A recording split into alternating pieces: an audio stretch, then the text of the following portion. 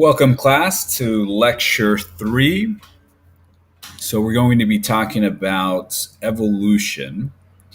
So far, you've watched the video, or if you haven't, go ahead and watch the video on meiosis, right? So, we have to have a basic biological understanding of how information is passed on from parent to offspring, right? So, when we're talking about traits, that's exactly what we're talking about, right? These traits are encoded by the genes. So now you have an understanding of how traits or genes are passed down from generation to generation. Now, we're going to talk about mainly about natural selection. That's the primary mechanism of evolution, but there are other mechanisms of evolution that are equally important. The other one being sexual selection, which you've already read about and watched a video about. So you need to have a key understanding specifically about natural selection. Okay, and this is the key model you will use to understand or to write your paper, I should say. So let's get into with the lecture. I'll be pretty brief since it's just a review. You're either reading it or watching the video on it. But let's talk about how the idea was formulated, right? So this is mostly attributed to Charles Darwin. And again, this is in the first half of the 19th century. He didn't have an understanding of biology in terms of genetics and cell division, right? But he did have an understanding that offspring tend to look like parents, number one. And then number two, that when you look around at the different type of species, sometimes you'll see species that look highly related, but they are slightly different. And then he noticed, well, they're slightly different, and generally they live in different types of environments, right? And this is kind of the genesis to his idea of natural selection, his theory of natural selection. Okay, so let's look at kind of some things that Charles Darwin understood. So imagine that there was an island, and here's an island on the screen if you're looking at the screen, but it's just an island. It has all sorts of small little animals and vegetation.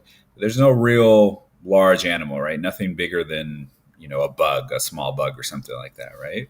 So imagine that we decided, hey, you know what? This is where we're going to raise our rabbits.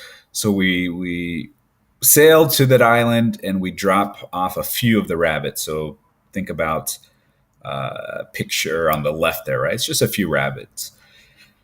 Now imagine if we come back a year later, what is that population going to look like? Well, for those of you that understand kind of rabbit reproduction, they're known for being so reproductively effective, right? So we could expect that if we were to come back, the island would be overrun with rabbits, right? So this is the case because the female rabbit could have a litter of bunnies, and then shortly thereafter, she's ready again to be impregnated, right? And then the males, no surprise, just like with human males, are ready to impregnate, as many times as many times as there's minute in the days, practically, right? So here's the thing: rabbits have an impressive reproductive potential.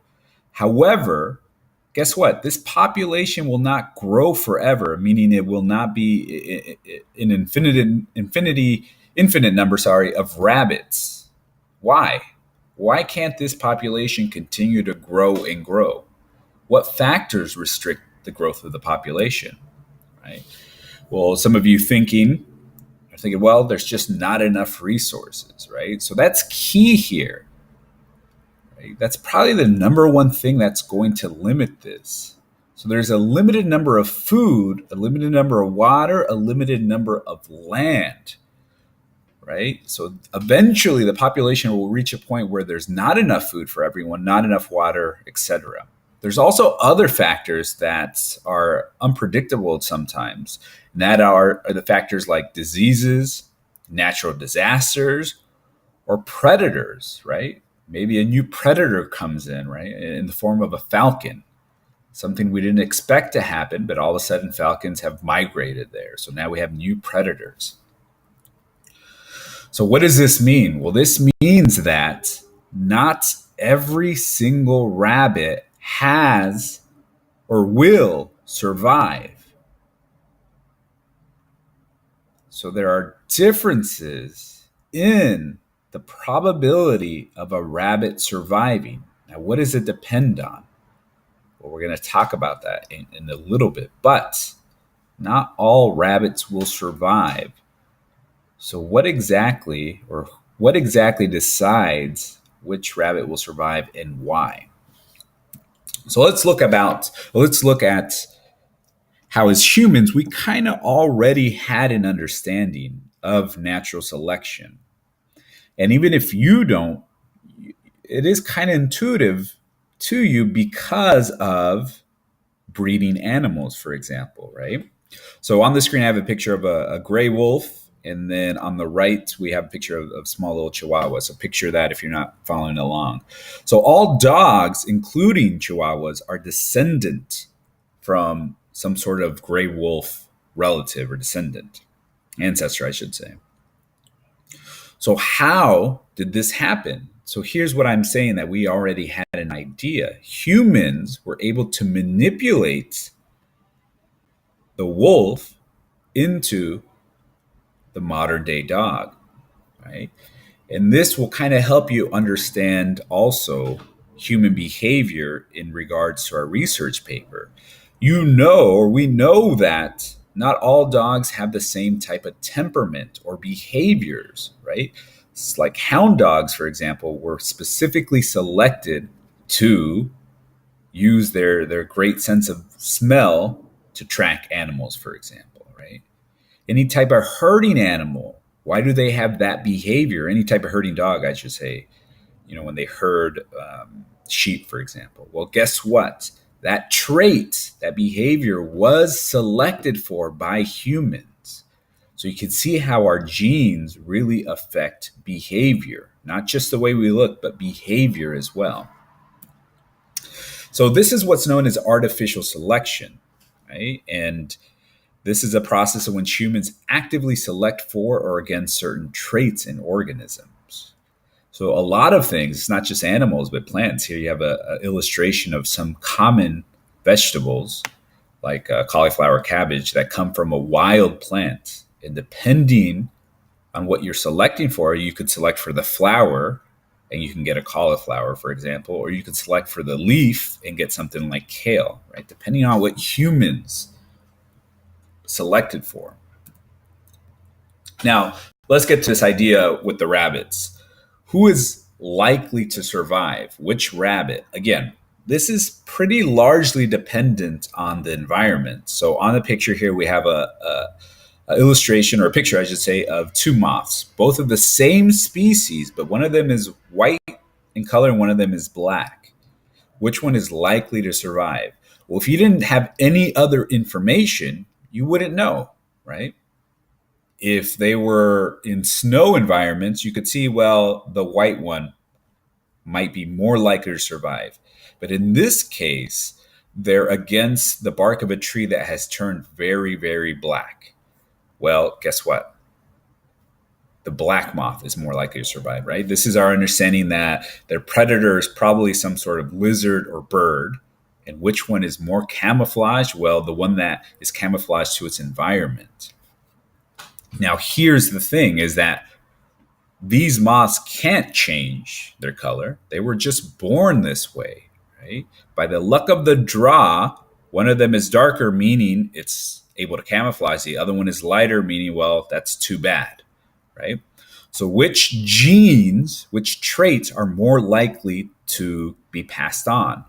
Well, in this case, it's the darker ones because they are more likely to survive, more likely to reproduce, and more likely to pass on those genes that allowed them to survive and reproduce onto the next generation. So then we see that in the subsequent generations, we'll see a higher frequency of darker gene moss. Okay, hopefully that makes sense. So going back to the rabbit and the islands is whatever the environment favors, some individual rabbits just were born like that to have advantageous to that environment. So let's say that the environment changes, so food is reduced. Well, maybe individual rabbits that have genes that allow them to not eat as much and be able to survive, right? Maybe they're smaller or something. Well, guess what?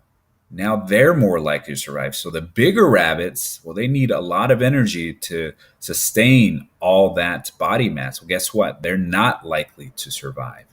So then we'll see that on this island, rabbits tend to get smaller and smaller, right?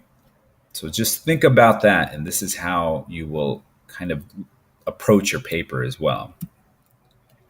So here are just some common understanding of natural selection. So we're looking at giraffes here, for example. And why do giraffes have long necks? Well, again, we're talking about the environment, right? It's not like a giraffe can stretch its neck out to make it bigger.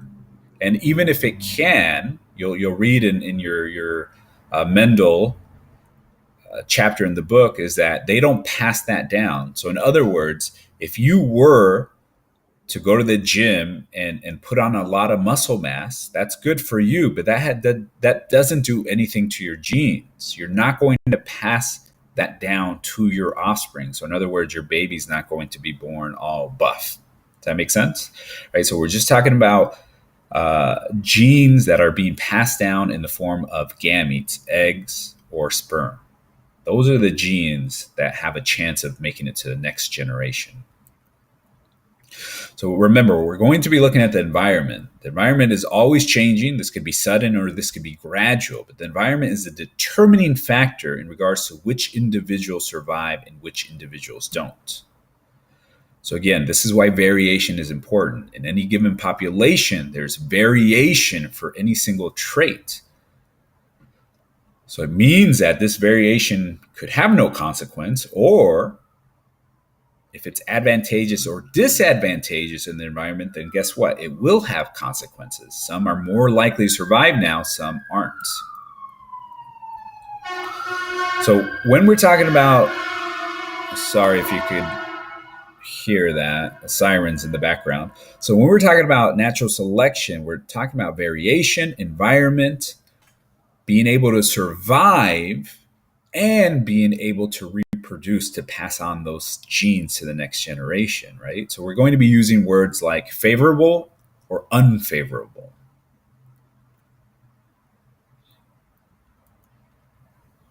This here is what's known as fitness, right? So fitness is the reproductive success determined by how well adapted an individual is to the environment.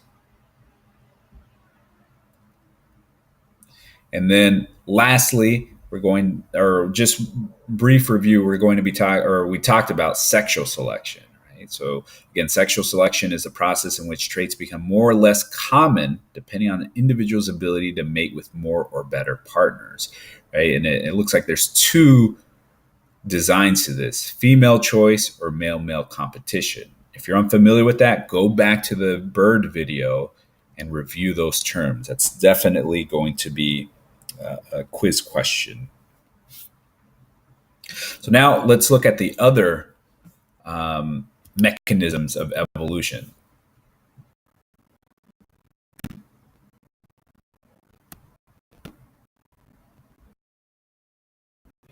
Selection and sexual selection aren't the only things that cause change, right? So change in this case, we're talking about evolution. We're talking about change in allele or gene frequency over time.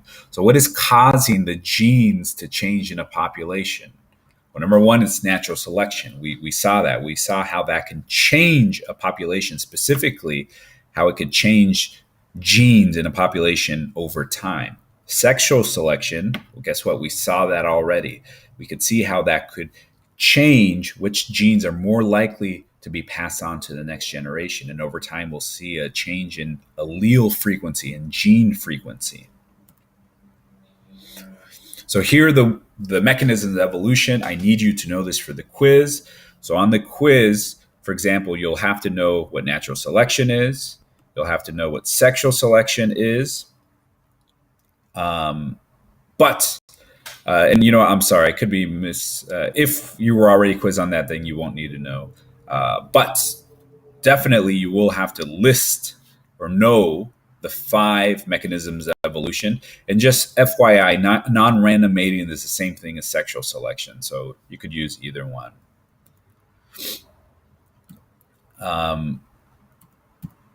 We already went over artificial selection, natural selection.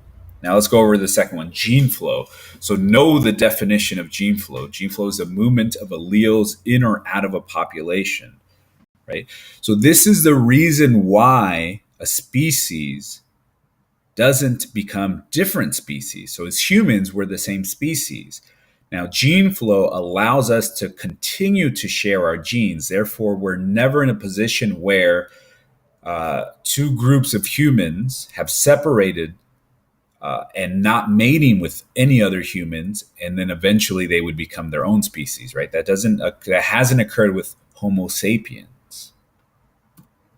So let me look at a picture here.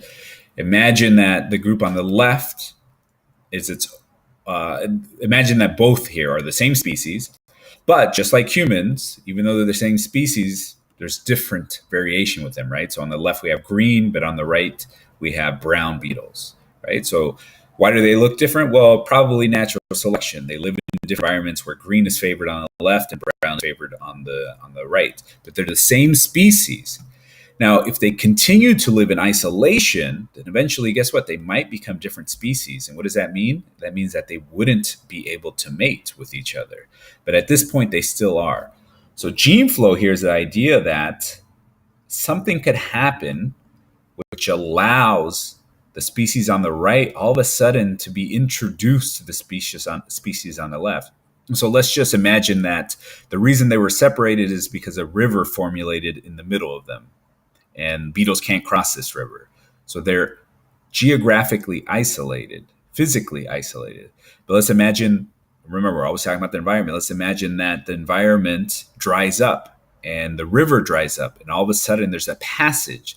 So we can see how the beetles on the right are introduced to the beetles on the left.